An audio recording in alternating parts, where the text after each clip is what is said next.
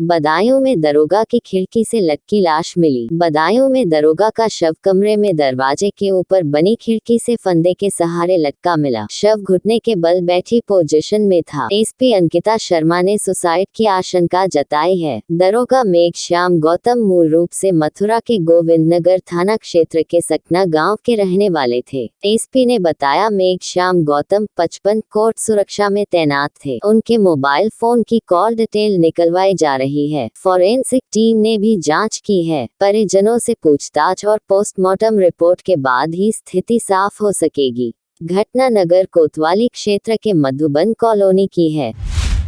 सपा लोहिया वाहिनी के प्रदेश सचिव की हादसे में मौत। प्रयागराज में सड़क हादसे में समाजवादी पार्टी की लोहिया वाहिनी के प्रदेश सचिव की मौत हो गई। बुधवार देर रात करीब 1 बजे सिविल लाइंस क्षेत्र में घर लौटते समय उनकी तेज रफ्तार कार बेकाबू होकर सड़क किनारे एक पेड़ से टकरा गई। इस हादसे का वीडियो भी सामने आया है। हादसा इतना भयावह था कि कार का अगला हिस्सा पूरी तरह क्षतिग्रस्त होकर पिचक गया। दुर्घटना में कार में सवार 3 लोग भी घायल हो गए। लोहिया वाहिनी के सचिव रत्नेश यादव राजनीति के साथ बिजनेस भी करते थे।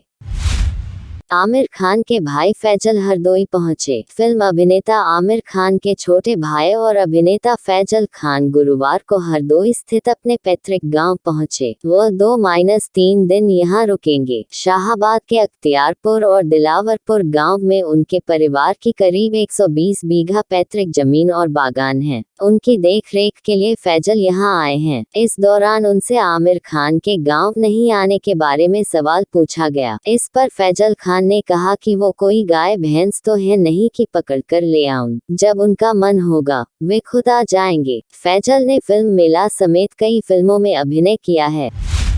योगी बोले यूपी सिर्फ आस्था का केंद्र नहीं। सीएम योगी ने गुरुवार 4 जून को पर्यटन विभाग की समीक्षा बैठक की। इस दौरान उन्होंने कहा कि यूपी सिर्फ आस्था और धार्मिक पर्यटन का केंद्र नहीं है। ये भारत की सांस्कृतिक चेतना, आध्यात्मिक परंपरा और ज्ञान विरासत का प्रदेश है। पर्यटन को केवल सड़क, भवन और अन्य सुविधाओं तक सीमित नहीं रखा जाना चाहिए। इसे सांस्कृतिक पुनर्जागरण, स्थानीय अर्थव्यवस्था, रोजगार सृजन और प्रदेश की वैश्विक पहचान से जोड़कर डेवलप किया जाना चाहिए।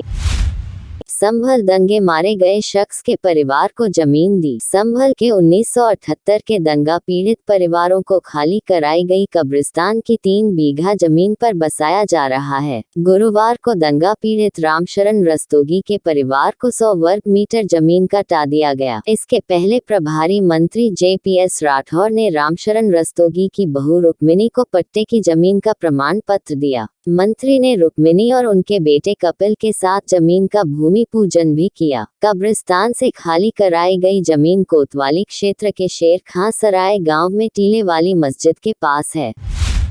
नोएडा में जोरदार बारिश, 400 पेड़ उखड़े। यूपी में पिछले 10 दिनों से आंधी बारिश का दौर जारी है। गुरुवार दोपहर नोएडा में मौसम ने अचानक करवट ली। घने बादलों के चलते दिन में अंधेरा छा गया। 93 किलोमीटर प्रति घंटे की रफ्तार से तेज हवाएं चली। करीब 1 घंटे में 12 मिलीमीटर बारिश दर्ज की गई। कई इलाकों में जलभराव हो गया। ग्रेटर नोएडा में तेज आंधी के दौरान बन रही दीवार से ईंट गिरने से एक मजदूर की मौत हो गई। फिल्म सिटी में पेड़ उखड़कर कारों पर गिर गए। नोएडा प्राधिकरण ने बताया कि आंधी तूफान में शहर में करीब 400 पेड़ टूट गए। KGMU में बाहर की दवाएं लिखने पर डॉक्टर निलंबित। King George medical university KGMU ने गुरुवार को नेत्र रोग विभाग के प्रोफेसर संजीव गुप्ता को निलंबित कर दिया। उन पर मरीजों को अस्पताल के बजाय बाहर से दवाएं और लेंस खरीदने के लिए कहने का आरोप है। विभाग के प्रमुख और प्रतिकुलपति प्रो डॉक्टर अभिजीत कौर को शो कॉज नोटिस जारी किया गया है। कुलपति के पूर्व OSD अब्बास के खिलाफ भी मुकदमा दर्ज करने के निर्देश दिए गए हैं।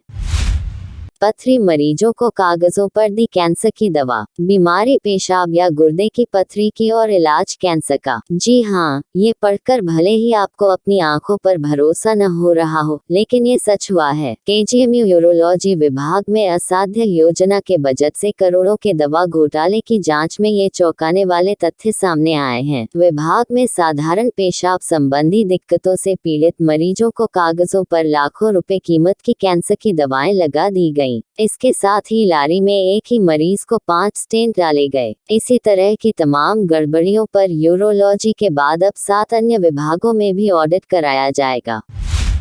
लखनऊ में भारत अफगानिस्तान वनडे मैच 17 जून को। भारत और अफगानिस्तान के बीच 3 मैचों की वनडे सीरीज का दूसरा मुकाबला 17 जून को भारत रत्न श्री अटल बिहारी वाजपेयी इकाना क्रिकेट स्टेडियम में खेला जाएगा। मैच को लेकर Uttar Pradesh cricket association (UPCA) ने तैयारियां तेज कर दी हैं और व्यवस्थाओं को अंतिम रूप दिया जा रहा है। यूपीसीए के सचिव प्रेम मनोहर गुप्ता ने गुरुवार को आयोजित प्रेस वार्ता में बताया कि भारतीय टीम धर्मशाला में पहला वनडे खेलने के बाद 15 जून की शाम तक लखनऊ पहुंच जाएगी। अफगानिस्तान की टीम के भी उसी दिन शहर पहुंचने की संभावना है। दोनों टीमें 16 जून को इकाना स्टेडियम में अभ्यास करेगी। सब्सिडी के बदले मांगी रिश्वत। केंद्रीय जांच ब्यूरो की एंटी करप्शन ब्रांच ने बृहस्पतिवार को डेरापुर क्षेत्र के नुनारी बुजुर्ग स्थित बैंक ऑफ बड़ौदा की शाखा में ताबड़तोड़ छापेमारी की। इस दौरान सीबीआई की टीम ने भ्रष्टाचार के खिलाफ बड़ी कार्रवाई करते हुए ब्रांच मैनेजर गौरव वर्मा और उनके सहयोगी बैंक मित्र राघवेंद्र नायक को 15,000 रुपये की रिश्वत लेते हुए रंगे हाथों गिरफ्तार कर लिया।